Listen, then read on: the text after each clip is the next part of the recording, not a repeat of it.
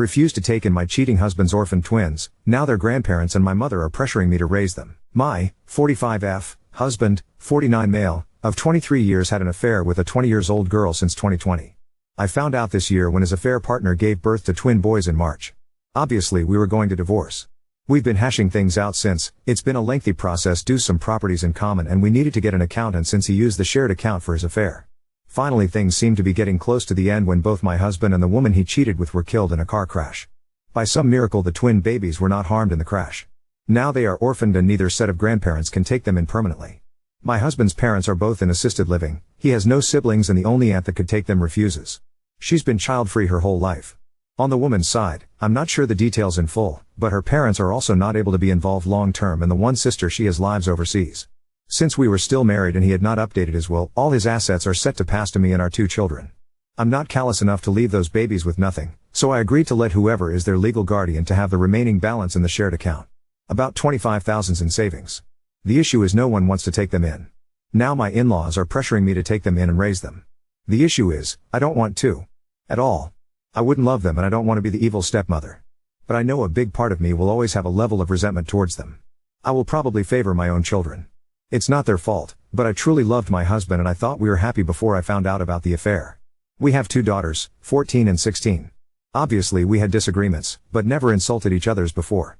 Then I found out about the affair and he began calling me names and blaming me for his cheating. He became abusive and even tried to kick me of the house, my childhood home that is not shared property for the record. I'm also raising teenagers alone now. I don't have the energy to raise babies anymore. My daughters hate their baby brothers. I tried to get them to spend time with their dad as we were divorcing, but they refused.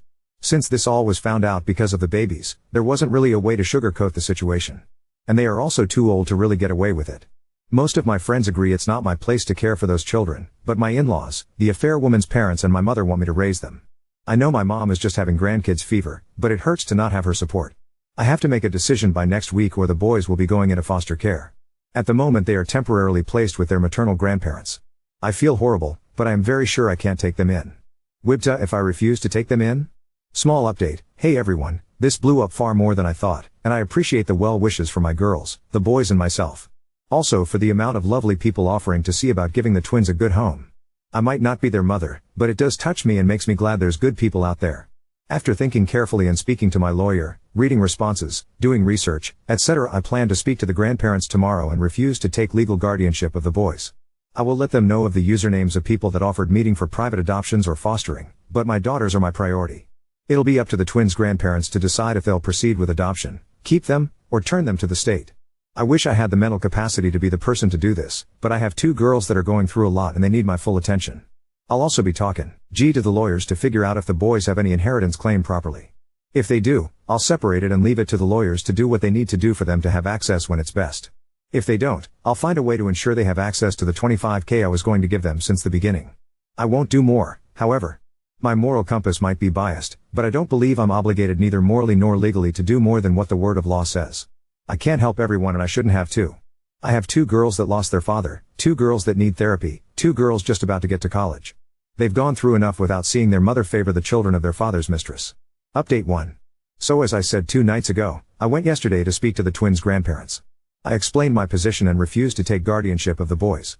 My mother-in-law almost slapped me when I said that, but thankfully this was all done in a public place and my father-in-law stopped her. The maternal grandparents kept pleading for me to raise them since they didn't want to lose them. I kept saying no, and when they called me selfish, I lost it. I told them to their face the only selfish people in this mess were them and their son and daughter. Their son, my husband, for cheating and then making the divorce hell on me and my girls. Their daughter because she was a wh/re, I used another word, that went after a married man twice her age.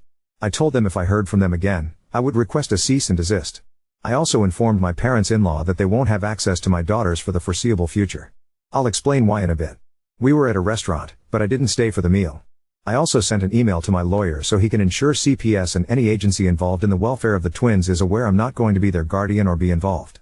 Then I sent an email to my in-laws with all the usernames and websites from people here in Reddit that have offered to do interviews for the twins' adoption. I won't be involved beyond this point, so please, as lovely as it is, I can't help you if you are interested in the boys. Yesterday was the end of my involvement. As for why my in-laws won't see my girls, I spoke to my daughters and decided to find out more about their thoughts before I went to meet the grandparents. My youngest refused to speak to me, which I found very out of place for her.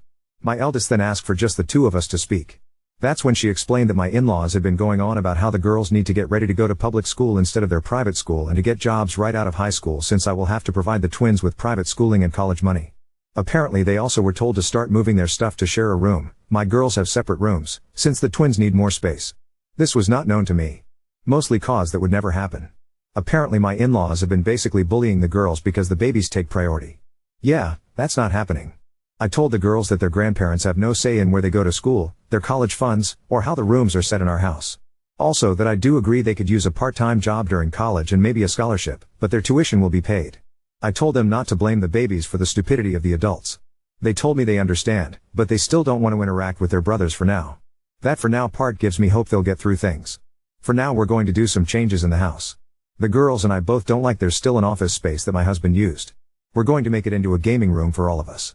I plan to take down some pictures that have my husband in them and put them in albums for the girls. We just want to make the house more ours. As for people wondering why my girls wanted nothing to do with their father, my daughters were the ones that discovered the affair and told me when my husband took them to meet the twins at the hospital. He had asked them to keep it secret, but my girls told me. After that, my husband began treating them horribly too. He burnt all bridges with the girls. Very tiny update, since there's some people who keep harassing me in PMs. I spoke to a lawyer on Monday. The boys have no inheritance claim until a DNA test is done. After that, their only claim is against my in-laws. The shared account is not considered my husband's individual property, so it's mine. Same with the lake house. Since he had a personal savings account and a life insurance, which went to his parents, that will be the only thing the boys could claim. Obviously this can be changed if it goes to trial, but the lawyer told me with how little my husband left my girls and I, there's very little chance a judge will demand our assets. The lawyer also recommended me to completely end the idea of sharing any money with the boys.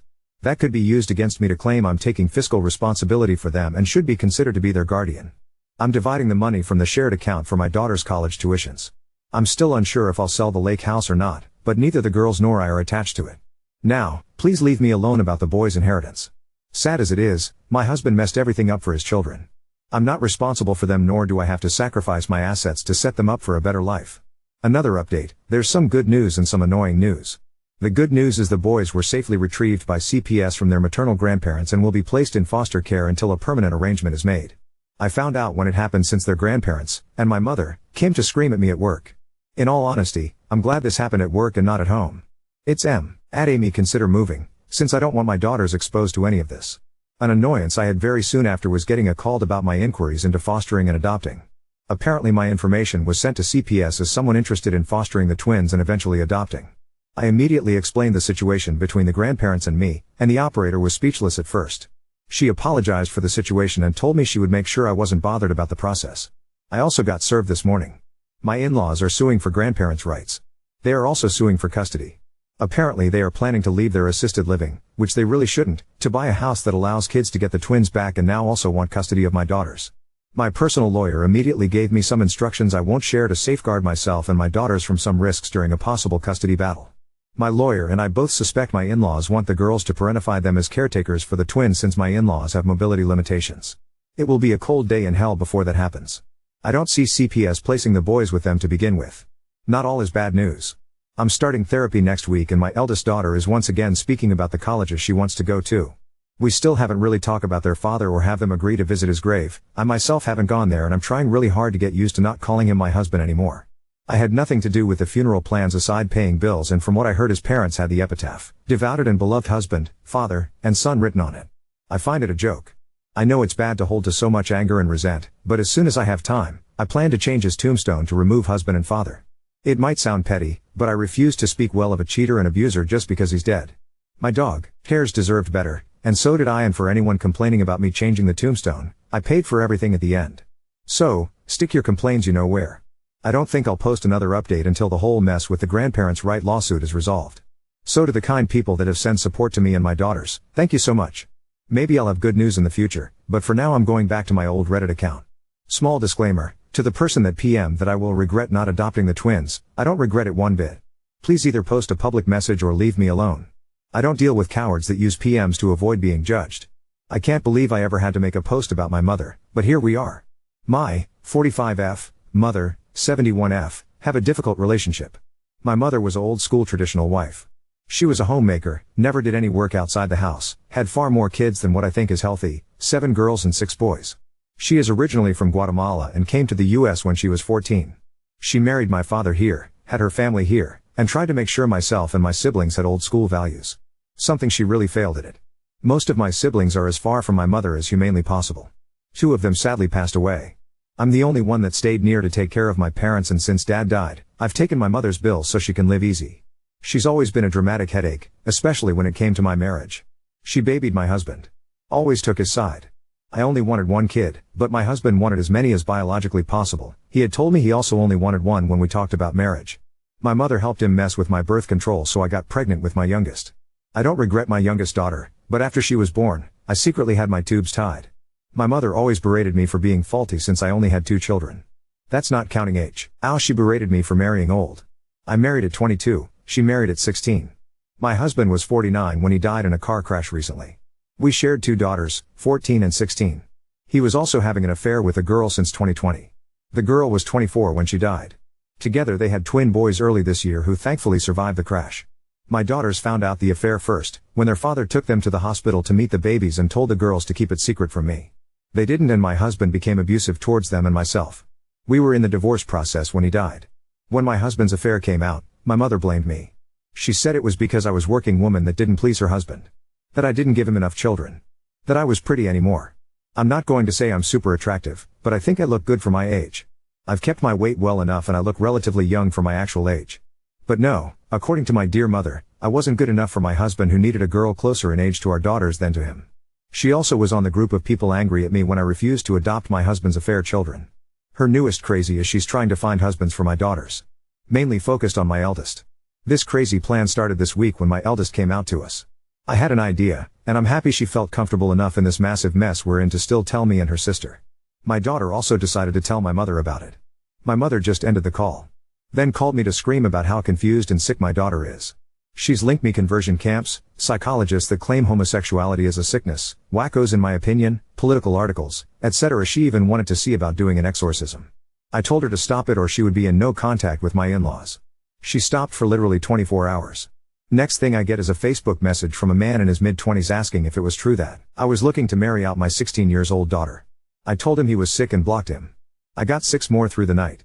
Then my mother called saying she found husband prospects for my girls. My high school-aged girls. Angry has been an understatement. She even gave some of these men my daughter's cell phone numbers. We're all getting new phone numbers tomorrow, and I had the girls put their social medias into private. I don't know what part of the brain is broken in my mother's brain. I had the girls block their grandmother and everything, and I'm stopping payments to anything that my mother needs. I know I need to call the cops. I just never thought I would need to call the cops on my own mother. It's been only 2 weeks since I had to cut my in-laws. I'm just exhausted. And please, do not think this is a normal Hispanic thing. It's not. My aunts are amazing women, most of them also homemakers. They are actually on my side of cutting off my mother and calling the cops. They even suggested for my daughters and I to move closer to them in another state. This is just my mother being insane. Small update, we went to the police today and they took all the information I had. The officer we spoke was incredible and immediately helped my lawyer with all that was needed for a temporary row. We'll be filing it this week and hopefully get it within the month. After we'll focus on a permanent row. This is on my mother and any third parties on her behalf. The officer was also kind enough to offer to check on us and our house at least once a day.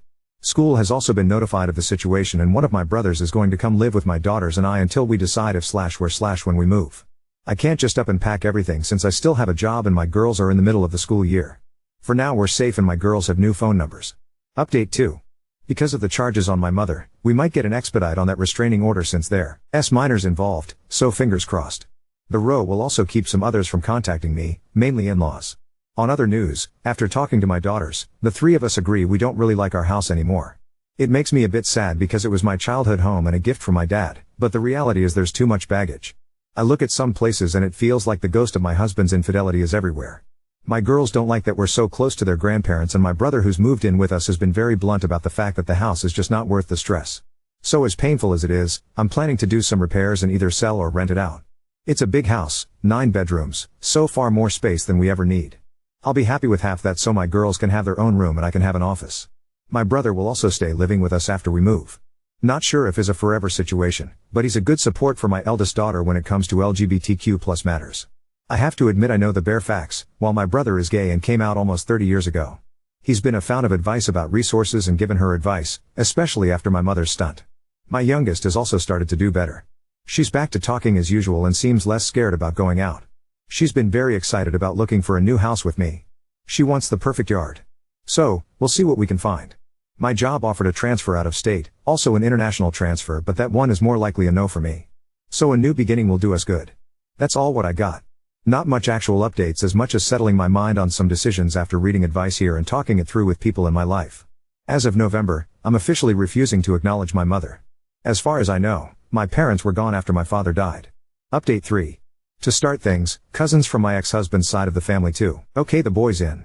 I know them, they are lovely and I know they'll give the twins a great life. The new parents, calling them Matt and Kim, talk to my daughters and let them know if they ever want to reach out to their half-brothers, they just have to call. Otherwise, they can just see them as distant cousins. My girls thanked them, but insisted they don't really want a sibling relationship at this time, but that maybe as cousins it will be okay. I did offer them the money from the shared account since they are family and they said not to worry since they don't need it. Kim even insisted I use that money for a vacation for my girls and I look like the living dead. They also set very strict lines with my in-laws and the parents of my ex's affair partner. They can see the boys, but they won't be seen as grandparents.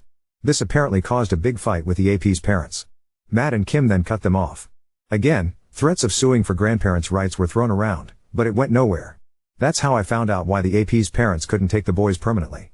The father is a convicted felon in an abuse case. I won't share the details out of respect, but if what Matt and Kim told me is true, I'm glad the boys won't grow up with that man as an example.